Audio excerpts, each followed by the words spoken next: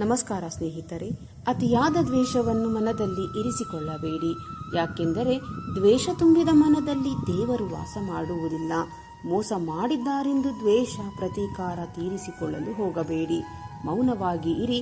ಕೊಳೆತು ಹೋದ ಹಣ್ಣುಗಳನ್ನು ಗಿಡ ಹೊರುವುದಿಲ್ಲ, ತನ್ನಷ್ಟಕ್ಕೆ ತಾನೇ ಉದುರಿ ಹೋಗುತ್ತದೆ. ಆ ಪಾಪ ನಮ್ಮ ಕೈಗಳಿಗೆ ಅಂಟಿಕೊಳ್ಳುವುದೇಕೆ? ಕೋಪದಲ್ಲಿ ಎಂದಿಗೂ ಕೆಟ್ಟ ಮಾತುಗಳನ್ನಾಡಬೇಡಿ. ನಿಮ್ಮ ಕೋಪ ಕರಗಿ ಬಿಡಬಹುದು, ಆದರೆ ಆಡಿದ ಮಾತುಗಳು ಹಾಗೆಯೇ ಉಳಿದು ಬಿಡುತ್ತದೆ. ಸಮಾಧಾನದಿಂದ ಇದ್ದರೆ ಎಲ್ಲರೂ ಸಾಧ್ಯ. ಕಾಲಾಯ ತಸ್ಮೈ ನಮಃ. ಕೆಲವರು ಹೂವಿನಂತೆ ಮಾತನಾಡಿ ಸುಳ್ಳಿನ ಪ್ರಪಂಚ ಕಟ್ಟುತ್ತಾರೆ. ಇನ್ನು ಕೆಲವರು ಮುಳ್ಳಿನಂತೆ ಮಾತನಾಡಿದರೂ ಸತ್ಯದ ಪ್ರಪಂಚ ತೋರಿಸುತ್ತಾರೆ. ಆಯ್ಕೆ ನಿಮಗೆ ಬಿಟ್ಟಿದ್ದು. ಈ ಜಾಗದಲ್ಲಿ ತಪ್ಪು ಮಾಡಿ ಹಾಳಾದವರಿಗಿಂತ ಹೇಳಿಕೆ ಮಾತು ಕೇಳಿ ಹಾಳಾದವರೇ ಹೆಚ್ಚು. ಬಯಸಿ ಬಂದ ಮನಸ್ಸಿಗೆ ಬೆಲೆ ಇರಲಿ, ಮರಳಿ ಹೋದ ಮನಸ್ಸಿಗೆ ಕ್ಷಮೆ ಇರಲಿ. ಮೋಸ ಮಾಡಿದ ಮನಸ್ಸಿಗೆ ಶಿಕ್ಷೆ ಇರಲಿ, ನೊಂದ ಮನಸ್ಸಿಗೆ ನಗು ಸದಾ ಇರಲಿ. ಸ್ನೇಹಿತರೆ, ನಾವು ಸಂಪಾದಿಸುವುದು ಯಾವುದು ನಮ್ಮದಲ್ಲ. ಒಳ್ಳೆಯ ಗುಣ, ಒಳ್ಳೆಯ ನಡತೆ, ದಾನ ಧರ್ಮ, ನಾವು ಮಾಡಿದ ಪುಣ್ಯ, ಇಷ್ಟವಾದವರ ಪ್ರೀತಿ, ಇವುಗಳೇ ನಾವು ಸಂಪಾದಿಸುವ ಕೋಟಿ ಆಸ್ತಿ. ನಂಬಿಕೆ ಇಲ್ಲದ ಬದುಕು ದಿಕ್ಕು ಕಾಣದ ದೋಣಿಯಂತೆ. ಎಷ್ಟೇ ಹುಟ್ಟು ಹಾಕಿದರೂ ದಡ ತಲುಪಲು ಸಾಧ್ಯವಿಲ್ಲ. ಮೋಸಕ್ಕೆ ನಂಬಿಕೆ ದ್ರೋಹಕ್ಕೆ ತುಂಬಾ ವ್ಯತ್ಯಾಸ ಇದೆ. ಮೋಸ ಎಲ್ಲರೂ ಮಾಡುತ್ತಾರೆ. ನಂಬಿಕೆ ದ್ರೋಹ ನೀವು ನಂಬಿದ ಜನರು ಮಾತ್ರವೇ ಮಾಡುತ್ತಾರೆ. ನಾವು ಮಾಡಿದ ಕರ್ಮ ನಮ್ಮ ಬೆನ್ನು ಬಿಡುವುದಿಲ್ಲ. ನಾವು ಮಾಡಿದ ಪುಣ್ಯ ನಮ್ಮ ಕೈ ಬಿಡುವುದಿಲ್ಲ. ನಂಬಿಸಿ ದ್ರೋಹ ಮಾಡಿದವರಿಗೂ ಧನ್ಯವಾದ ಹೇಳಲೇಬೇಕು. ಏಕೆ ಗೊತ್ತಾ? ಎಲ್ಲರ ಮೇಲೂ ನಂಬಿಕೆ ಇಡಬಾರದು ಎಂಬ ಪಾಠವನ್ನು ಕಲಿಸಿಕೊಟ್ಟಿದ್ದಕ್ಕೆ. ಕೆಲವರು ಸುಳ್ಳು ಹೇಳುತ್ತಿದ್ದರೂ ಅದು ನಮಗೆ ಗೊತ್ತಿರುತ್ತದೆ. ಆದರೂ ನಾವು ಗೊತ್ತಿಲ್ಲದವರಂತೆ ಸುಮ್ಮನೆ ಇರುತ್ತೇವೆ. ಯಾಕೆಂದರೆ ಇವತ್ತೆಲ್ಲ ನಾಳೆ ಬದಲಾಗುತ್ತಾರೆ ಎನ್ನುವ ನಂಬಿಕೆ. ಅವಕಾಶಕ್ಕಾಗಿ ಸೇರುವ ಸ್ನೇಹ, ಅವಶ್ಯಕತೆಗಾಗಿ ಸೇರುವ ಸಂಬಂಧಗಳು ಎಂದಿಗೂ ಶಾಶ್ವತವಲ್ಲ. ಜೀವನದಲ್ಲಿ ನಮ್ಮಿಂದ ದೂರವಿರಲು ಬಯಸುವವರಿಂದ ಅವರಿಗಿಂತ ಮೊದಲೇ ನಾವು ಹೆಚ್ಚು ದೂರ ಇದ್ದು ಬಿಡಬೇಕು. ಅತಿಯಾದ ನಂಬಿಕೆ ಒಳ್ಳೆಯದಲ್ಲ. ಅತಿಯಾದ ಪ್ರೀತಿಯೂ ಸರಿಯಲ್ಲ. ಅತಿಯಾದ ಭರವಸೆಯಂತೂ ಬೇಡವೇ ಬೇಡ.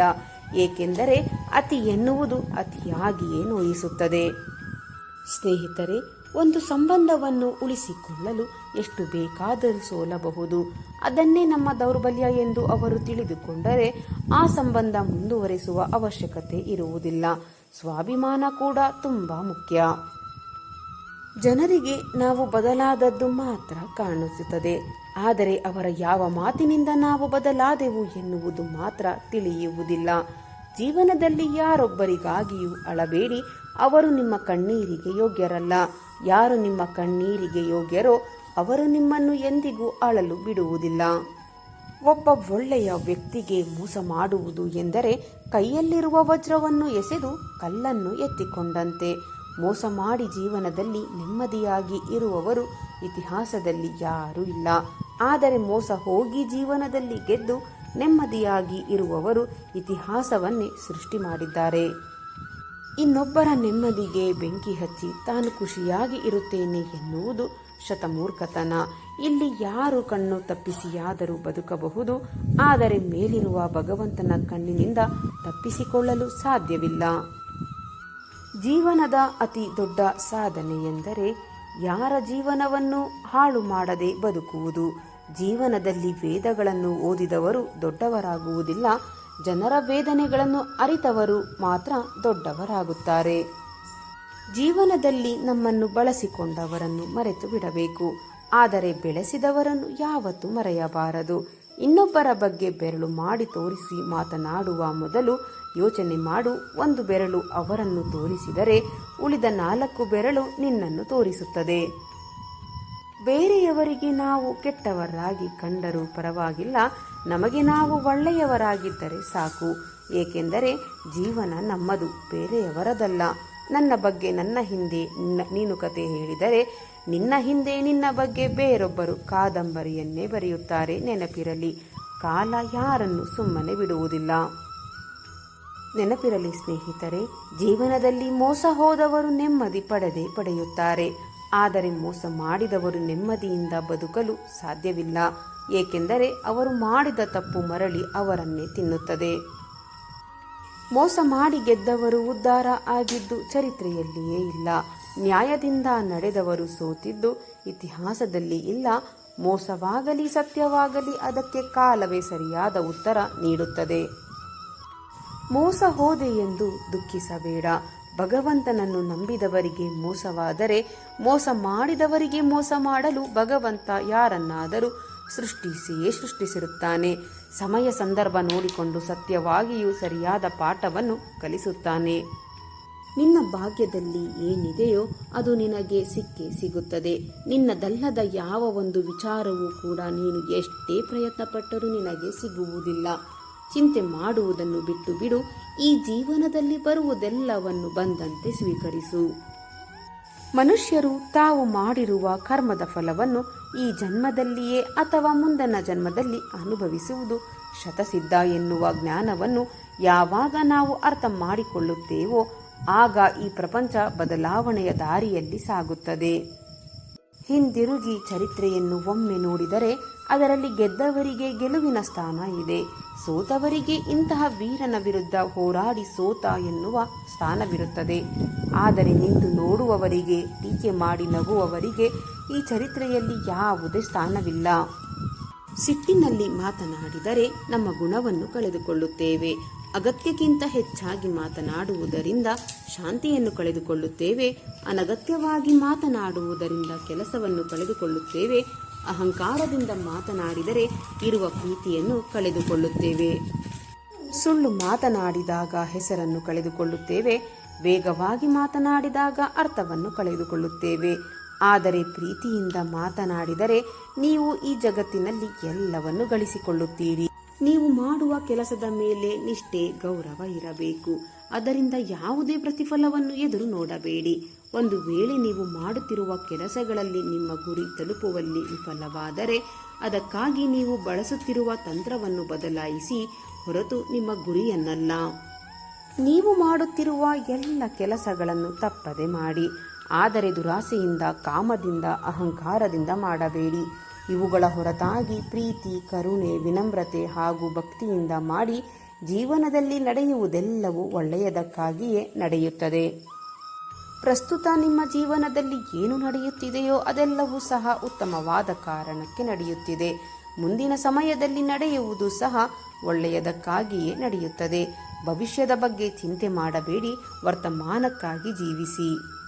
ಮನುಷ್ಯ ಈ ಭೂಮಿಯ ಮೇಲೆ ಬರುವಾಗ ಖಾಲಿ ಕೈಯಲ್ಲಿ ಬರುತ್ತಾನೆ, ಖಾಲಿ ಕೈಯಲ್ಲಿ ಹೋಗುತ್ತಾನೆ ಎಂದು ಎಲ್ಲರೂ ಹೇಳುತ್ತಾರೆ.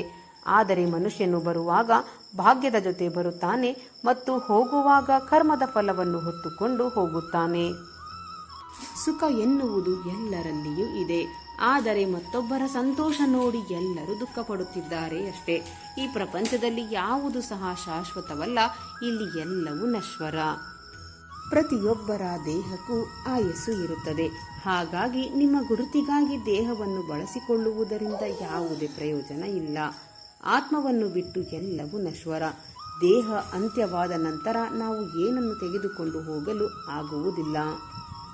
ಯಾರನ್ನು ಜೊತೆಗೆ ಕರೆದುಕೊಂಡು ಹೋಗುವುದು ಸಾಧ್ಯವಿಲ್ಲ. ಒಂದು ಒಳ್ಳೆಯ ಕೆಲಸಕ್ಕಾಗಿ ಪ್ರಯತ್ನ ಎನ್ನುವುದು ಹೆಚ್ಚಾದಷ್ಟು ಹಣೆಬರಹ ಸಹ ಅದರ ಎದುರು ತಲೆಬಾಗಿ ನಿಲ್ಲುತ್ತದೆ.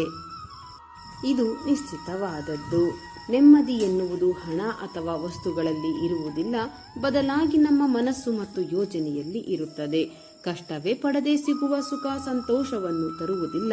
ಹಾಗಾಗಿ ಸಂತೋಷವನ್ನು ಕಷ್ಟದಲ್ಲಿ ಹುಡುಕಿ. ಬದುಕೆನ್ನುವ ಈ ಹೋರಾಟದಲ್ಲಿ ನಾವು ಮಾಡುವ ಎಲ್ಲ ಕೆಲಸಗಳನ್ನು ಪ್ರಾಮಾಣಿಕತೆಯಿಂದ ಮಾಡಬೇಕು. ಏನಾಗಬೇಕೋ ಅದು ಆಗಿಯೇ ಆಗುತ್ತದೆ. ಅದನ್ನು ತಡೆಯಲು ಯಾರಿಂದಲೂ ಸಾಧ್ಯವಿಲ್ಲ. ಸ್ನಾನ ದೇಹವನ್ನು, ದಾನ ಧನವನ್ನು, ಯೋಗ ಜೀವನವನ್ನು, ಪ್ರಾರ್ಥನೆ ಆತ್ಮವನ್ನು, ವ್ರತ ಆರೋಗ್ಯವನ್ನು, ಕ್ಷಮೆ ಸಂಬಂಧವನ್ನು, ಪರೋಪಕಾರ ಅದೃಷ್ಟವನ್ನು ಪವಿತ್ರ ಮಾಡುತ್ತದೆ. ದೇವರಿಗೆ ಪೂಜೆ ಮಾಡುವುದರಿಂದ ಪುಣ್ಯ ಬರುವುದಿಲ್ಲ. ಒಳ್ಳೆಯ ಬುದ್ಧಿ, ಒಳ್ಳೆಯ ಯೋಚನೆ, ಒಳ್ಳೆಯ ಕೆಲಸಗಳು, ಒಳ್ಳೆಯ ಮಾತುಗಳು, ಒಳ್ಳೆಯ ವರ್ತನೆ, ಕರುಣೆ ಹಾಗೂ ಅಹಿಂಸೆಯಿಂದ ಪುಣ್ಯ ಪ್ರಾಪ್ತಿಯಾಗುತ್ತದೆ. ಮುಂದಿನ ಜನ್ಮಕ್ಕೆ ಈ ಜನ್ಮವೇ ಬುನಾದಿಯಾಗಿರುತ್ತದೆ ಎನ್ನುವುದು ಸತ್ಯ. ಮನಸ್ಸಿಗೆ ಮದ ಹೆಚ್ಚಾದಾಗ ಸ್ಮಶಾನದಲ್ಲಿ ತಿರುಗಾಡಿ ಬರಬೇಕು ಎಂದು ಹೇಳುತ್ತಾರೆ. ಏಕೆಂದರೆ ನಾನು ನನ್ನದು ಎಂದು ಹೇಳಿ ಮೆರೆದು ಮಣ್ಣಾದ ಅದೆಷ್ಟೋ ಜನರನ್ನು ಅಲ್ಲಿ ನಾವು ನೋಡಬಹುದು. ಸತ್ಯದ ದಾರಿಯಲ್ಲಿ ಚಲಿಸಿ ಆ ದಾರಿಯಲ್ಲಿ ನಡೆಯುವಾಗ ನೀನು ಪಾತಾಳಕ್ಕೆ ಬಿದ್ದರೂ ಸಹ ನಿನ್ನನ್ನು ಮೇಲಕ್ಕೆ ಎತ್ತಲು ಭಗವಂತ ಬಂದೇ ಬರುತ್ತಾನೆ. ಸ್ವರ್ಗದಲ್ಲಿ ಸಾವನ್ನು ಹೊರತುಪಡಿಸಿ ಇನ್ನೆಲ್ಲವೂ ಇದೆ. ಭಗವದ್ಗೀತೆಯಲ್ಲಿ ಸುಳ್ಳನ್ನು ಹೊರತುಪಡಿಸಿ ಇನ್ನೆಲ್ಲವೂ ಇದೆ. ಈ ಪ್ರಪಂಚದಲ್ಲಿ ಬೇರೆ ಎಲ್ಲವೂ ಇದೆ, ಆದರೆ ನೆಮ್ಮದಿಯಿಲ್ಲ. ಇಂದು ಎಲ್ಲ ಮನುಷ್ಯರ ಬಳಿ ಎಲ್ಲವೂ ಇದೆ, ಆದರೆ ಶಾಂತಿಯೇ ಇಲ್ಲ. ಸ್ನೇಹಿತರೆ, ಇಂದಿನ ಈ ನನ್ನ ವಿಡಿಯೋ ನಿಮ್ಮ ಮನಸ್ಸಿಗೆ ಸ್ವಲ್ಪವಾದರೂ ಪ್ರೇರಣೆ ನೀಡಿದರೆ ವಿಡಿಯೋಗೆ ಒಂದು ಲೈಕ್ ಮಾಡಿ, ಶೇರ್ ಮಾಡಿ. ನಿಮ್ಮ ಅಭಿಪ್ರಾಯವನ್ನು ಕಾಮೆಂಟ್ ಬಾಕ್ಸ್ನಲ್ಲಿ ಹಂಚಿಕೊಳ್ಳಿ. ನನ್ನ ಪ್ರಯತ್ನ ನಿಮಗೆ ಇಷ್ಟವಾಗಿದ್ದರೆ ದಯವಿಟ್ಟು ಈಗಲೇ ನನ್ನ ಚಾನಲನ್ನು ಸಬ್ಸ್ಕ್ರೈಬ್ ಮಾಡಿಕೊಳ್ಳಿ. ಮತ್ತೆ ಮುಂದಿನ ವಿಡಿಯೋದಲ್ಲಿ ಇದೇ ರೀತಿಯ ಹೊಸ ಮೋಟಿವೇಶನಲ್ ಮಾಹಿತಿಯೊಂದಿಗೆ ಭೇಟಿಯಾಗೋಣ. ಅಲ್ಲಿಯವರೆಗೆ ಸಕಾರಾತ್ಮಕವಾಗಿ ಯೋಚಿಸಿ ಸಂತೋಷವಾಗಿ ಬಾಳಿರಿ. ಧನ್ಯವಾದಗಳು.